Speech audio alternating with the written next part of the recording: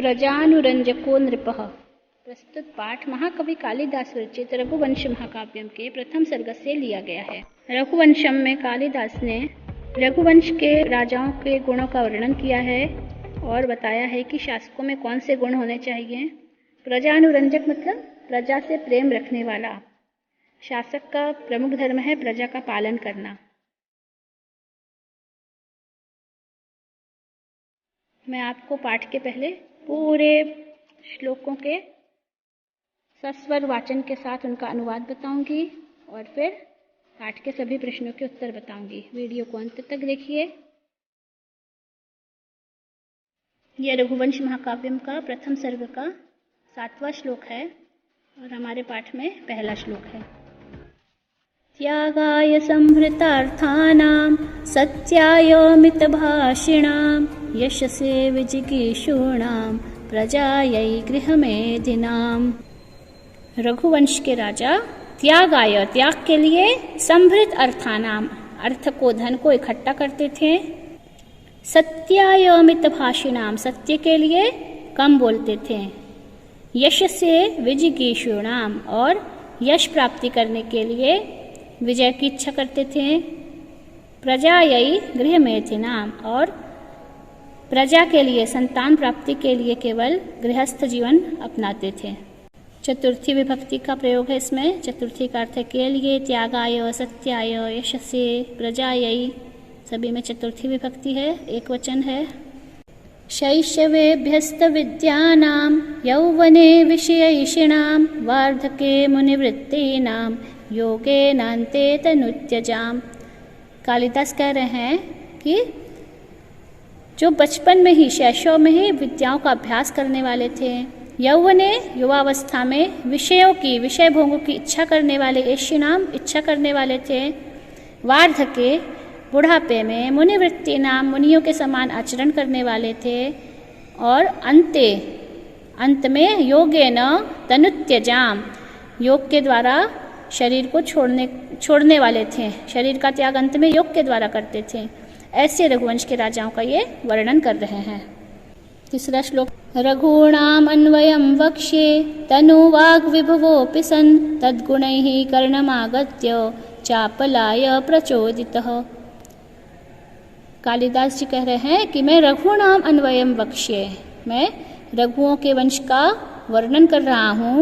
तनु वाक् विभवोऽपि सन्, तनु मतलब शरीर और मेरी वाक मतलब वाणी, दोनों शरीर और वाणी दोनों में कोई शक्ति नहीं है, सामर्थ्य नहीं है, वैभव नहीं है।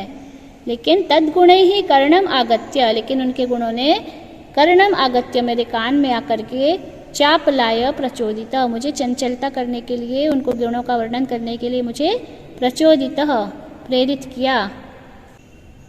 वैवस्वतो मनुर्नाम माननीयो मनीषिणाम् आसीन् महीक्षिताम् आद्यः प्रणवश्छन्दसामिव। माननीयो मनीषिणाम विद्वानों में माननीय थे, सम्माननीय थे। प्रणवः छन्दसाम इव और छंदों में वेदों में प्रणव के समान, ओमकार के समान थे। वैवस्वतो मनु, वैवस्वत नाम के जो मनु थे वह। आसीन महीक्षिताम आद्य, महीक्षितों में राजाओं में आद्य सबसे पहले राजा आसीत थे। कौन थे? वैवस्वत मनु नाम के राजा थे। महीक्षिताम आद्यः कः आसीत्? महीक्षिताम आद्यः वैवस्वतः मनु आसीत्। तदन्वये शुद्धिमति प्रसूत शुद्धिमत्तरः दिलीप इव राजेन्दुः इन्दुः क्षीरनिधाविव। तद शुद्धिमति अन्वये, उस शुद्ध वंश में, उस पवित्र वंश में, शुद्धिमत्तरः अत्यंत शुद्ध बुद्धि वाला, मतु प्रत्यय है, प्रसूतः उत्पन्न हुआ। दिलीप इव राजेन्दुः, दिलीप नाम का राजाओं में चंद्रमा के समान राजा उत्पन्न हुआ। कैसा था वह? इंदुः क्षीरनिधाविव, क्षीरनिधि मतलब समुद्र से उत्पन्न हुए। इंदुः चंद्रमा के समान, जिस तरह से समुद्र में से चंद्रमा निकलता है उसी तरह से राजाओं में चंद्रमा दिलीप नाम के राजा थे, जो शुद्ध लोगों में भी अत्यंत शुद्ध थे। यहाँ पर एव में उपमा अलंकार है। उपमा के लिए कालिदास बहुत प्रसिद्ध माने जाते हैं। उपमा कालिदासस्य कहा भी जाता है। आकार सदृश प्रज्ञ प्रज्ञया सदृशागमः आगमैः सदृशारंभ आरंभ सदृशोदयः। आकार सदृश प्रज्ञा, उनकी बुद्धि प्रज्ञा उनके आकार के समान, उनके रूप के अनुसार थी। प्रज्ञया सदृश आगमः, और उनका जो आगम था, शास्त्रों में उनका ज्ञान था, वह उनके प्रज्ञा के समान था, बुद्धि के अनुरूप था। बहुत अधिक बुद्धि थी, तो उसी तरह से उन्होंने बहुत अधिक शास्त्रों का अभ्यास किया था। आगमय ही सदृश आरंभ, और उनका जो आरंभ था वह आगमों के समान, उनके शास्त्रों के ज्ञान के समान था। आरंभ सदृशोदय, और उनके कार्य के अनुरूप ही उनको फल मिलता था। आरंभ किए गए कार्य के सदृश ही वह अच्छे फल को प्राप्त करते थे। प्रजानामेव भूत्यर्थम सताभ्यो बलिमग्रहीत सहस्रगुणमुत्सृष्टम आदत्ते ही रसं ब्रवीः। प्रजानामेव भूत्यर्थम, प्रजाओं के भूत्यर्थम कल्याण के लिए ही वह ताभ्यो उनसे बलिम अग्रहीत कर लेते थे। बलि कर को बोलते हैं। जिस तरह से सहस्र गुणम उत्सृष्टम, सहस्र गुणा देने के लिए, आदत्ते ही रसम रवि, सूर्य हमसे जल लेता है, पृथ्वी से जल लेता है।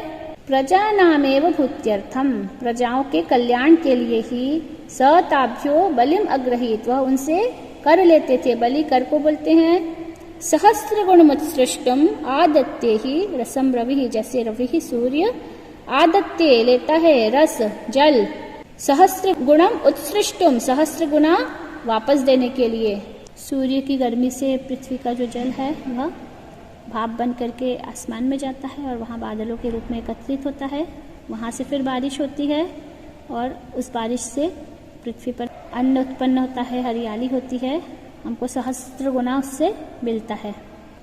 ज्ञाने मौनम क्षमा शक्तौ त्यागे श्लाघा विपर्ययः गुणा गुणानुबंधित्वात् तस्य सप्रसवा इव। ज्ञाने मौनम, किसी वृत्तांत का ज्ञान होने पर भी मौन रहना। क्षमा शक्तौ, शक्ति होने पर भी, सामर्थ्य होने पर भी क्षमा कर देना। और त्याग में अपनी प्रशंसा नहीं करना, दान देते समय भी अपना तारीफ नहीं करते थे। तस्य गुणा, उनके गुण गुणानुबंधित्वात्, दूसरे विरोधी गुणों के साथ में सप्रसवा इव, सगे भाइयों के समान रहते थे। ज्ञाने त्यागे शक्तौ, इसमें सप्तमी विभक्ति है। प्रजानां विनयाधानात् रक्षणाद् भरणादपि स पिता पितरस्तासां केवलं जन्म हेतवः। प्रजा को विनय आदि की शिक्षा देने के कारण, रक्षणाद उनकी रक्षा करने के कारण, भरणाद अपि और भरण पोषण आदि करने के कारण, स पिता पितरस्तासाम वह अपनी प्रजा के पिता थे। तासाम केवलम जन्म हेतवा, उनके जो पिता थे जन्म देने वाले, वो केवल जन्म देने के कारण ही पिता थे। वास्तविक पिता तो दिलीप राजा थे।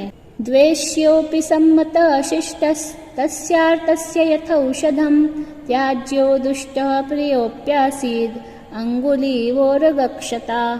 आर्तस्य यथौषधम, आर्त व्यक्ति के लिए, बीमार व्यक्ति के लिए जिस प्रकार से औषधि अच्छी होती है, उसी तरह से दिलीप राजा सज्जन व्यक्ति यदि शत्रु है तो भी उसके साथ में अच्छा व्यवहार करते थे। उरगक्षता, सांप से काटी गई क्षत, घाव वाली उंगली के समान। प्रियो अपि, प्रिय भी, दुष्टः यदि दुष्ट था कोई व्यक्ति और प्रिय है तो भी उसको त्याज्य, त्याग कर देते थे। सवेला वप्रवलयाम परीखीकृत सागराम अनन्य शासनाम उर्वीम शशासैकपुरीमिव।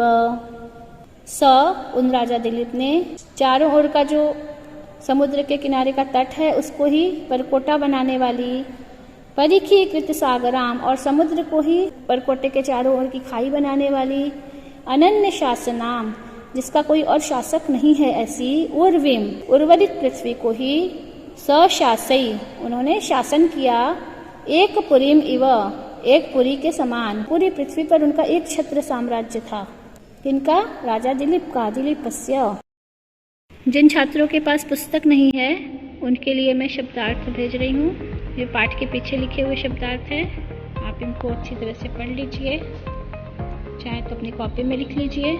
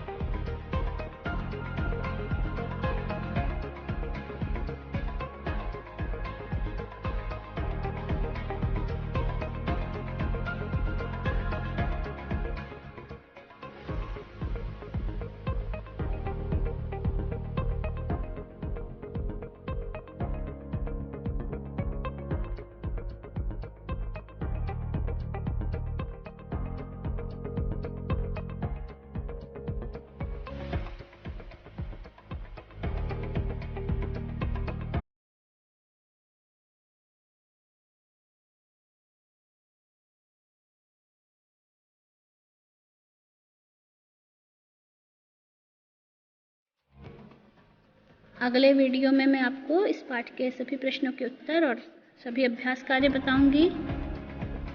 नोटिफिकेशन को चालू कर लीजिए, बेल आइकॉन दबा दीजिए, जिससे आपको तुरंत ही सूचना प्राप्त हो जाएगी। जयतु संस्कृतम, जयतु भारतम।